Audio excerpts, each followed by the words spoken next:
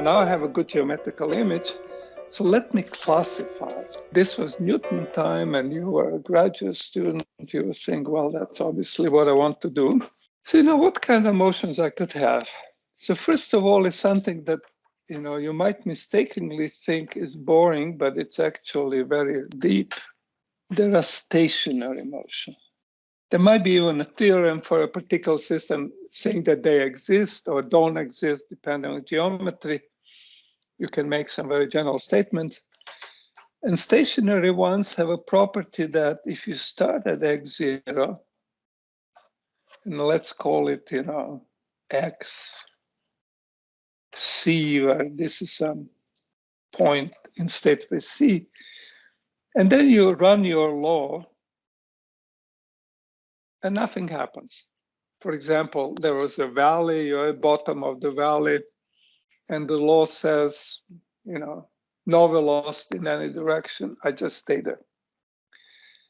So the state space might have some points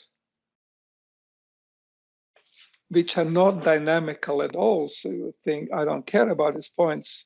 But actually, they're very important, to hang the whole state space on, provide the first kind of things you can pin it down with. So don't underestimate them. They're very useful, important. Whatever dynamical problem you solve, you always look for these guys first. Then there are obvious things that we know since Babylonians, officially, and much before that, I'm sure. But as a written thing on tablets, periodic motions have a property that the simplest ones are circles, but they could be more complicated if this is cardiac dynamics or something. And it turns out that as you ride a periodic orbit for a while, you discover new stuff, and suddenly you find yourself back. So they have a property that you start someplace, you go sharp time, the period, which is a real number specified to any number of digits. And the law says, well, I should be that far along. But if it's a period, I find myself where I am. So these motions turn out to be extremely useful because they're dynamical, things happen, something moves. And it turns out in the applications we'll study in the second part of this course, they penetrate any place. They do the same thing that rational numbers do on your ruler. I can organize the world within unstable manifold by these spaghetti loops. These are special spaghetti. They don't go off to infinity. They're finite length. And here comes a very disappointing part of this classification. I say, well, what else? I don't know. So I'll just call it aperiodic. And indeed, it turns out that this project is a fool's errand. It's like classifying all books that could be written, except it's much richer than that because it covers a vast panorama of everything. And that's why if you continue in science, you will have a secure employment until pension, because there are so many aperiodic motions that still have to be understood.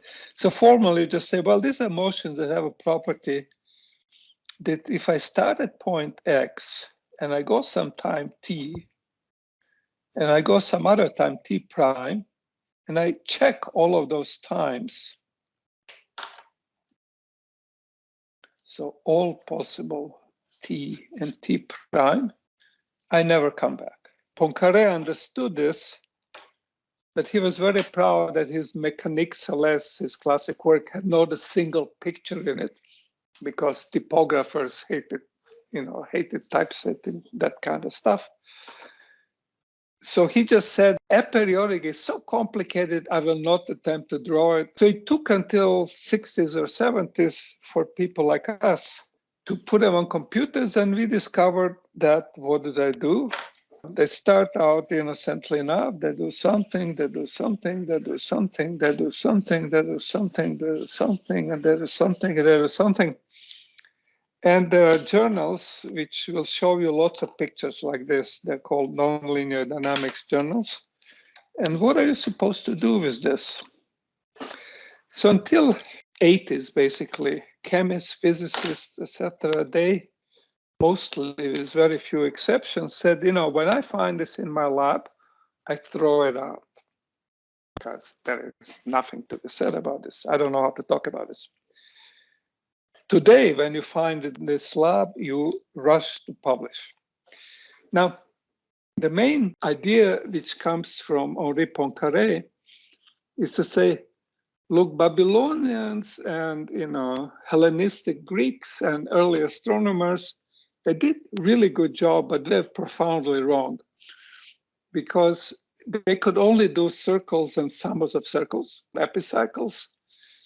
And they assume that all motions are either periodic or what's called quasi periodic. It's easy to put few circular motions together and fill out toroidal surfaces in state space.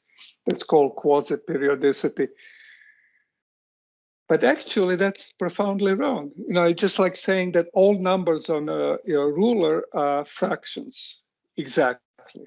They're not. All numbers are real numbers. They're aperiodic.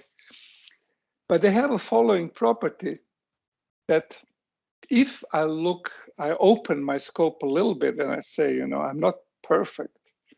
I can only specify my system to some accuracy. Then I should look at, what I and all my neighbors within some neighborhood are doing. So I should actually look at, is anybody coming back to my neighborhood? If I had a periodic motions, they would come exactly where they started. But the relaxed modern notion, which is called ergodic theory, is to say, are there perfect motions of perfect flow that visit the same neighborhood? This aperiodic becomes a much more powerful notion.